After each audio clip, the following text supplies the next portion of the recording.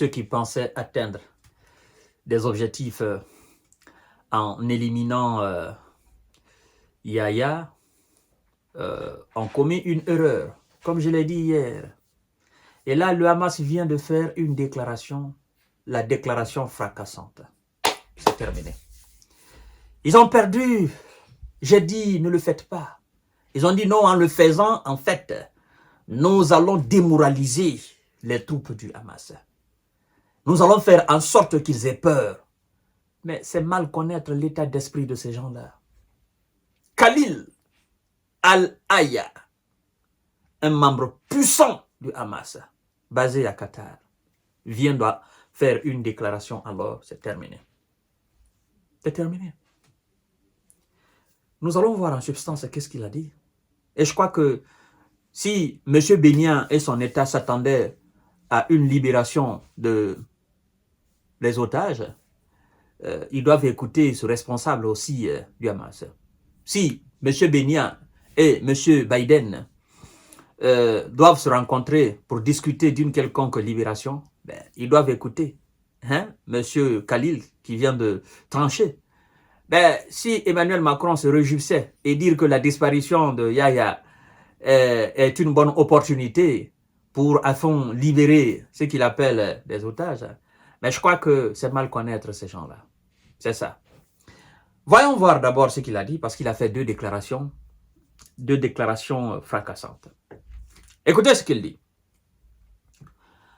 Il dit, je cite, « Le martyre de notre chef, Yahya al-Sinwar, ne fera que renforcer notre mouvement et notre résistance, a déclaré Khalil al-Hayya, membre du Hamas basé au Qatar, dans un enregistrement vidéo diffusé sur la chaîne Al Jazeera.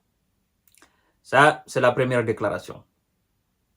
La disparition de notre martyr, d'accord, notre chef, ne fera que renforcer notre détermination, ne fera que renforcer notre engagement. Et c'est une dose alors, c'est une dose d'énergie incommensurable que nous venons de prendre. Au lieu que ça soit un coup dur, écoutez, il faut que ces gens-là comprennent. Hormis le chef, nous avons perdu combien de grands-pères? Nous avons perdu combien de arrière-grands-pères dans cette bataille? Et donc, mais ils sont bêtes. C'est pas la disparition d'un chef. Et donc, si nous baissons les bras maintenant, ça veut dire que nos arrière-grands-pères, nos grands-pères, nos pères qui se sont battus avant nous, on résume toute leur bataille à la seule disparition de ce seul chef d'État, de ce seul chef militaire, sachant très bien que nous avons des milliers de chefs militaires. Mais ils sont où? Ces gars-là, comment ils réfléchissent? Ils marchent à la tête en bas. Il faut qu'ils comprennent. Nous sommes un peuple. On ne se résume pas à la disparition d'un seul chef. Il y a des milliers. Et il y en a qui sont en train de naître encore là. Il y en a au monde, partout dans le monde. Il faut qu'ils comprennent que partout où il y a un Palestinien, en fait, c'est un chef militaire. C'est un guerrier. Partout. Qu'il soit aux États-Unis, qu'il soit en France, qu'il soit en Grande-Bretagne, qu'il soit en Russie, qu'il soit en Chine, qu'il soit en Afrique, qu'il soit en Australie, qu'il soit en Nouvelle-Zélande, ou je ne sais encore, qu'il soit à l'au-delà, c'est un chef militaire. Donc, les chefs militaires, nous sommes tous des chefs militaires. On n'a pas besoin forcément d'une formation spécifique en tant que militaire. Le chef militaire, c'est dans notre tête. Hein? Le chef d'État, là, c'est dans notre tête. Nous sommes tous des guerriers. Donc, la perte d'un soldat ne fait pas de l'armée une armée complètement éliminée. C'est ce que ça veut dire, mesdames et messieurs. Et de continuer, il dit, je cite, « Les otages ne reviendront pas tant que l'agression contre notre peuple à Gaza ne cessera pas, qu'il n'y aura pas un retrait complet du territoire et que nos prisonniers héroïques ne seront pas libérés des prisons de l'occupation, a déclaré Khalil Al-Aya, un responsable du mouvement basé au Qatar, dans une vidéo diffusée sur la chaîne Al Jazeera. Fin de citation. Au moins c'est clair. Monsieur Emmanuel Macron, écoutez-moi. Monsieur Biden, écoutez-moi. Olaf Scholz, hein? Starkhammer, Premier ministre britannique, tous ces chefs qui ont commencé à jubiler hier, là, écoutez-moi.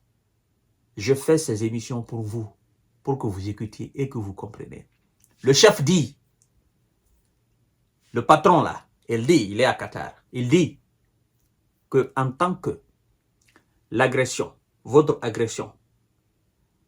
occupation, leurs frères qui sont détenus dans vos différents geôles et la libération totale de leurs terres n'est pas faite, ben, n'espérez pas que vous allez revoir les siens.